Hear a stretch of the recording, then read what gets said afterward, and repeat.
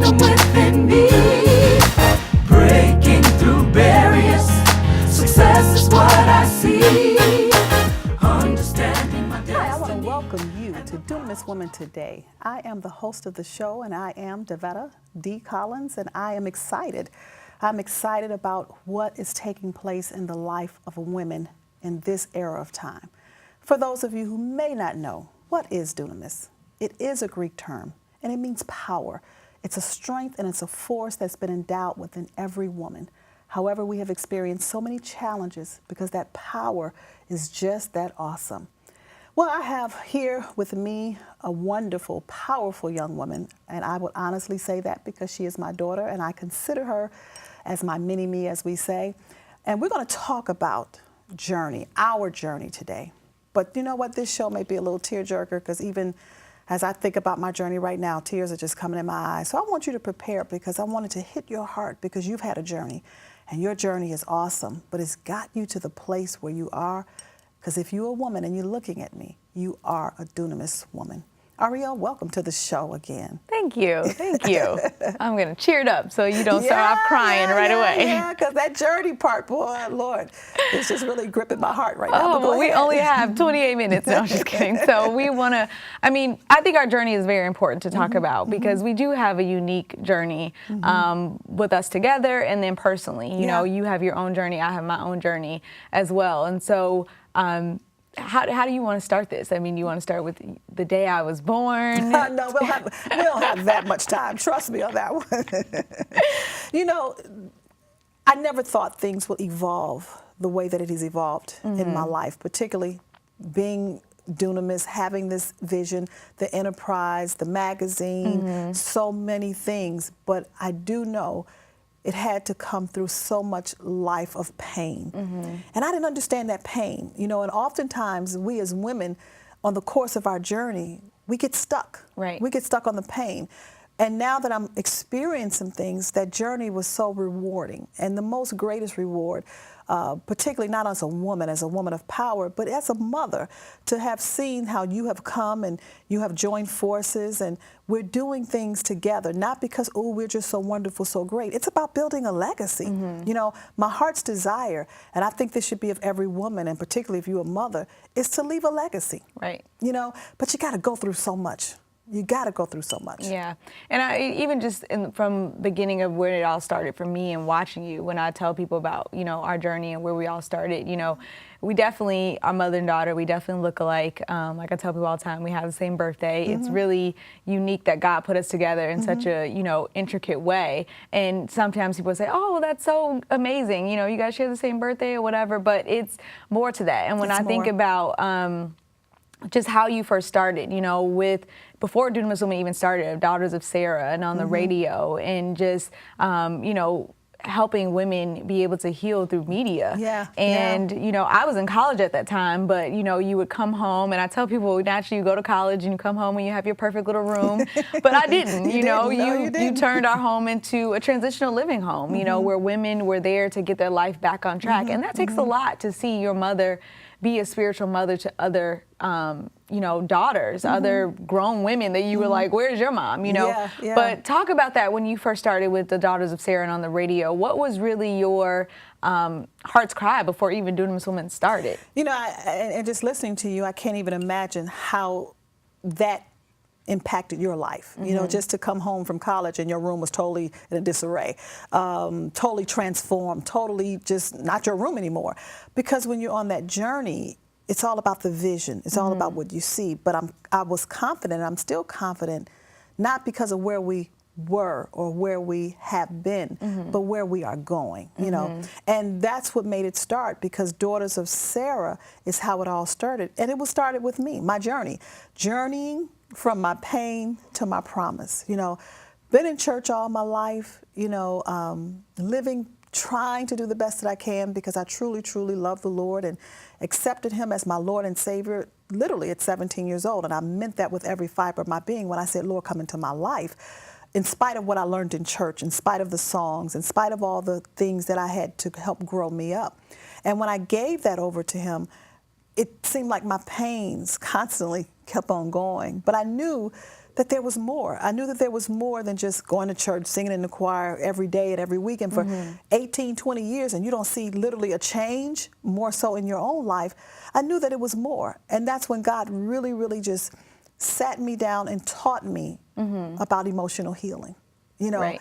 And I have promises for you, but everything that you experienced, everything that I experienced, if you're looking at me, everything anyone has experienced, that journey was intentional. And it's our responsibility. It was my responsibility to come away from the normal settings, come away from my familiar environments, come away from the traditions of how I was raised, and really see God for me. Who is Davetta? Yeah. You know? And through emotional healing is when you began to preach and talk about Dunamis. And that's really kind of, from my understanding, how it evolved. But having women in that house through emotional healing, and I'm just looking from my perspective, you know, as I was away in college, going through my journey of the pain and the heartache and the soul ties of breaking and the, you know, out there just giving your body away. You're drinking so much you can't even stand up. I mean, I know I'm 103 pounds, but really I had the full college experience. And I remember when I used to come home, and you have the women in the house and they would be in there in emotional healing and crying. And I would come there to get my like emotional healing, even if it was just for this little amount of time, you know, and you're home for like a couple days. And I feel like I was going through that process of learning how to begin to heal my soul, because I didn't really talk to you a lot when I was in college, but you knew when there was something that was going on and you knew there was something that was wrong. And I feel like that was such an intricate time for me to build my relationship with God individually and not just be, I always felt like I was underneath your shadow, or it was, you know, Ariel's the perfect one and she does everything great.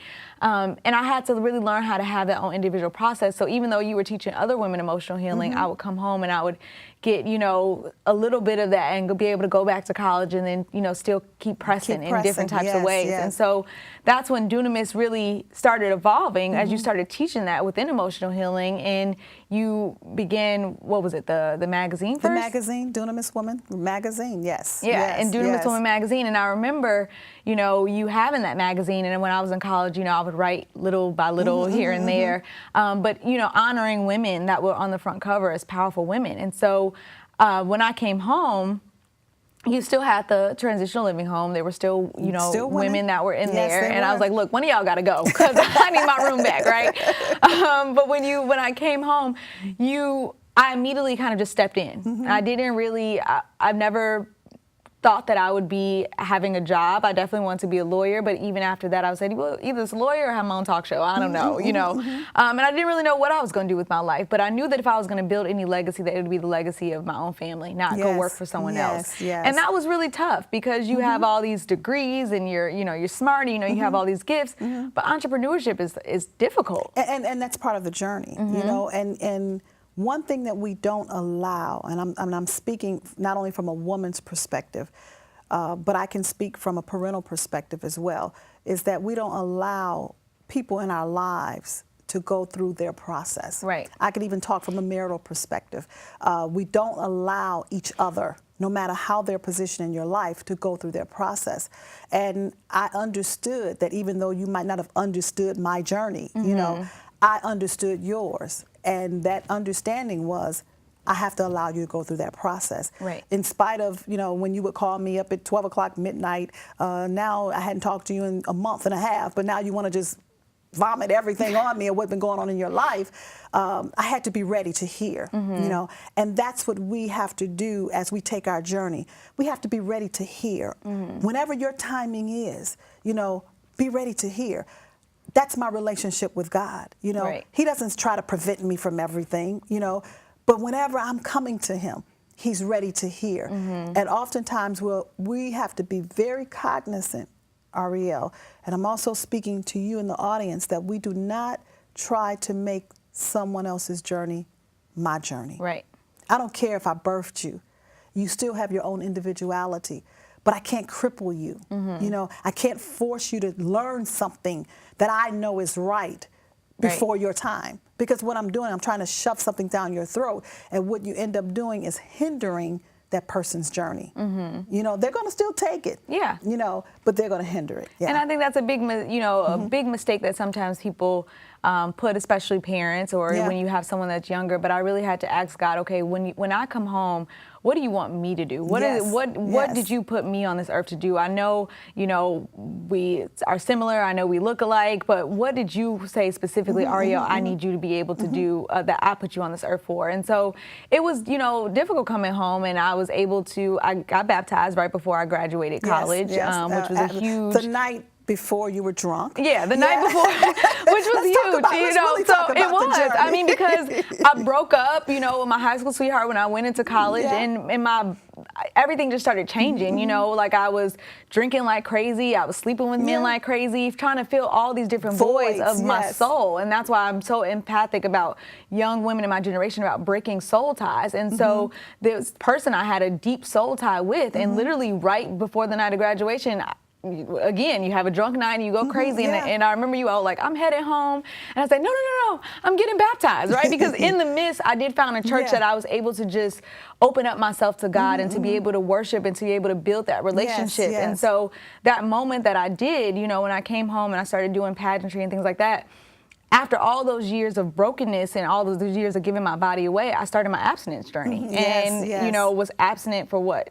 I think it's now 5 years. So, I mean, really going on that process, and not because you want to be perfect. Abstinence is not because you want to be good before God or, all these different things. Abstinence is because I'm not going to give my treasure away just to anybody. It's not because I'm looking to be perfect and holier than thou, but you learn through that process that sex is not something that you just want to just have just because. We're not animals walking around here. So I had to go through that, but I think it prepared me for the generation that I'm impacting now today.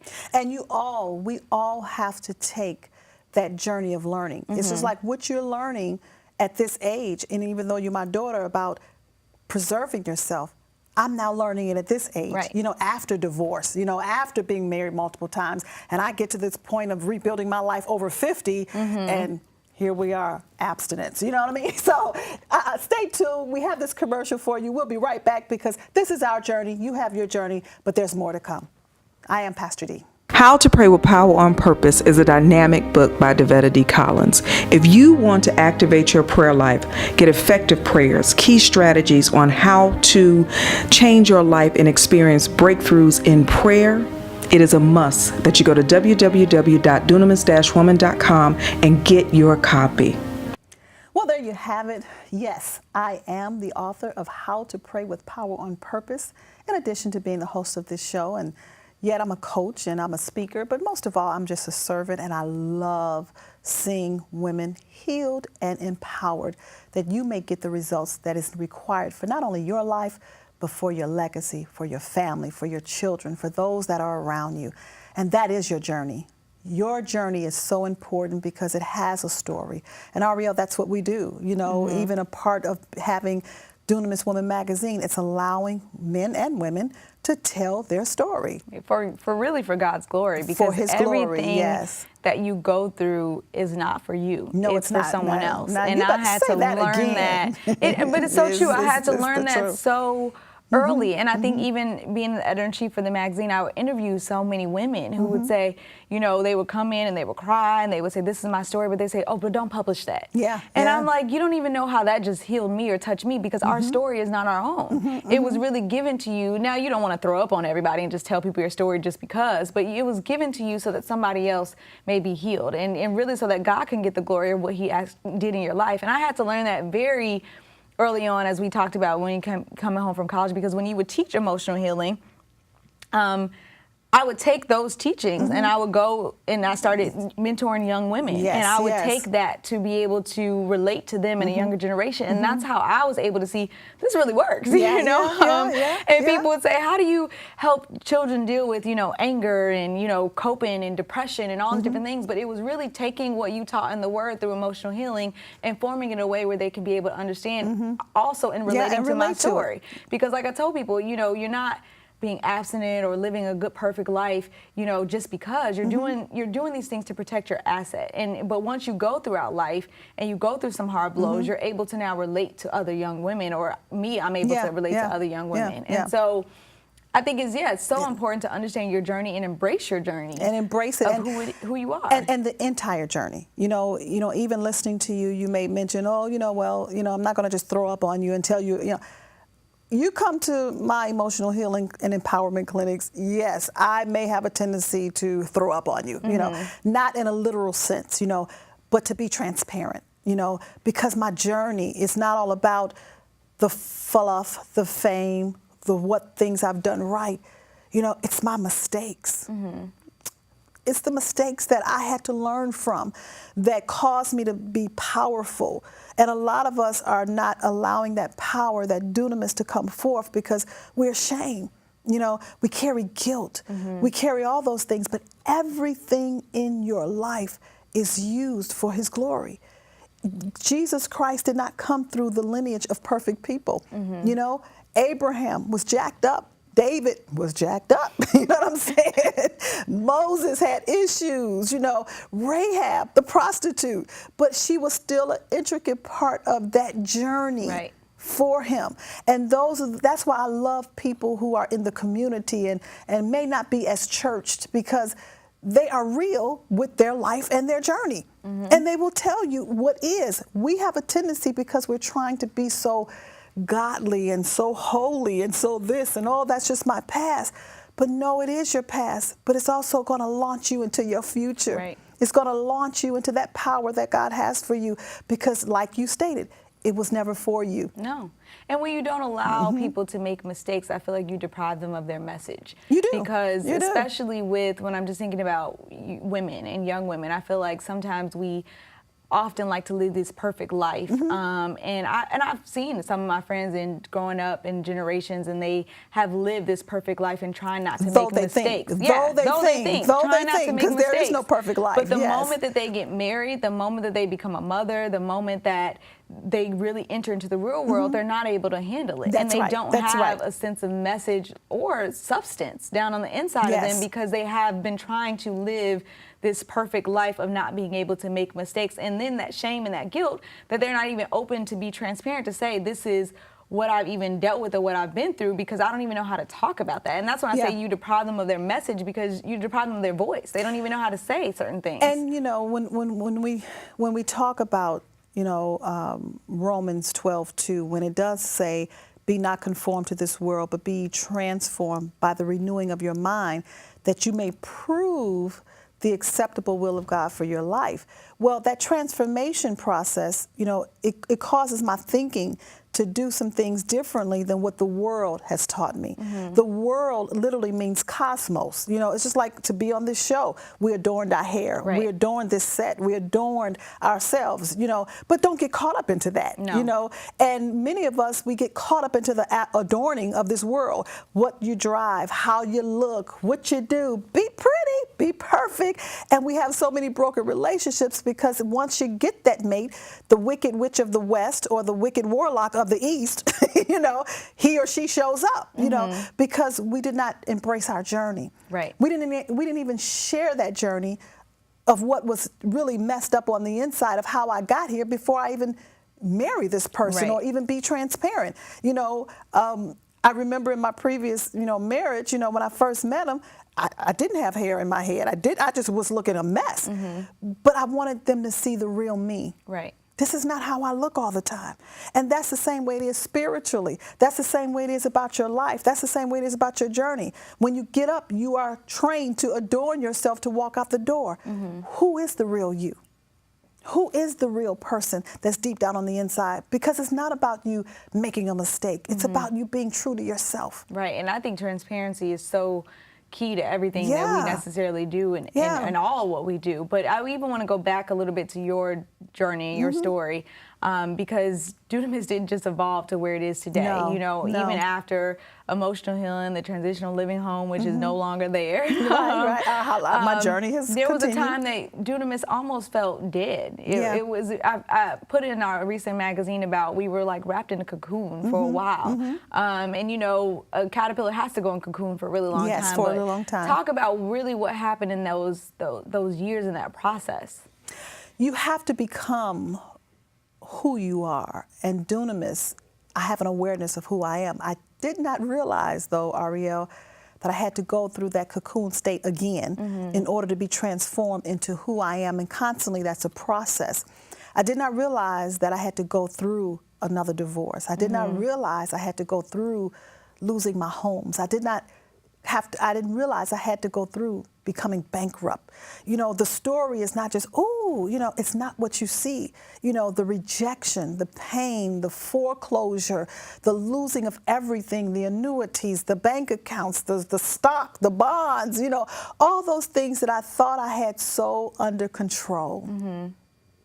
You never know how humiliated I felt that even when I wanted to give you all something, I couldn't give. And I felt so powerless. I felt so powerless because we take this strength and we take it for granted. And God has to take us through processes in order for Dunamis to come out to say, yeah, you got power, but it's not really your power, it's my power.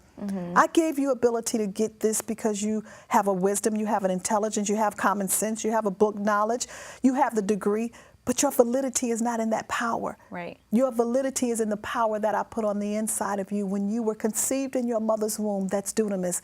That when you don't have anything, you can still produce. See, that's not just having a form of godliness. But I had to take ownership of the power that's on the inside of me. And that's why your pain is your power, but you got to let that message be created to launch you into a whole nother place. And that's what the power of transparency is about. Right. Don't nobody really want to hear how well you got it together. You know, can you show? Jesus showed Thomas, who doubted him, the first thing he showed him after he resurrected, which is Dunamis. That dunamis power resurrected Jesus from the dead. And he went to Thomas and he showed him his wounds. He allowed him to put his hand right there in his wounds. Your journey has wounds. Can somebody see your wounds? That's the beautiful part about it. Don't start crying on me now. I'm not, but I just think it's so important because I remember in that state when I was just like pulling on you and I'm like, come on, like get up, you know, and I'm like the marriage is gone, but it's so amazing just looking back at God's timing because, you know, even though you had to go throughout that process, it's like, okay, God, you put me here for a specific reason. It wasn't just because, you know, I'm her daughter, but I had to kind of like pull you. And I remember you were crying and I said, I don't want to see those tears. Get up, let's go, you know.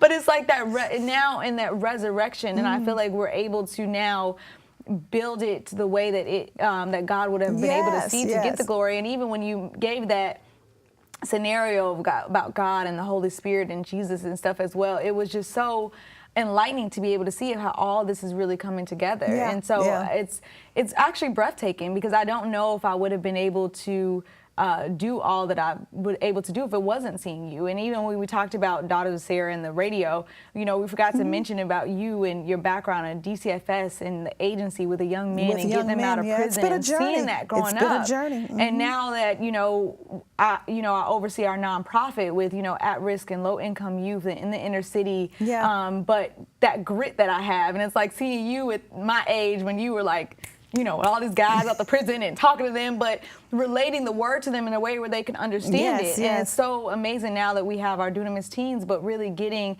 people within the community and laboring with people in the community that they can tap into their power as well. So it's just this, you know, cycle that you see evolving, but now is that resurrection time. It's that time to really, you know, allow other women to be able to be resurrected in their state of where their journey is to where God wants them to go.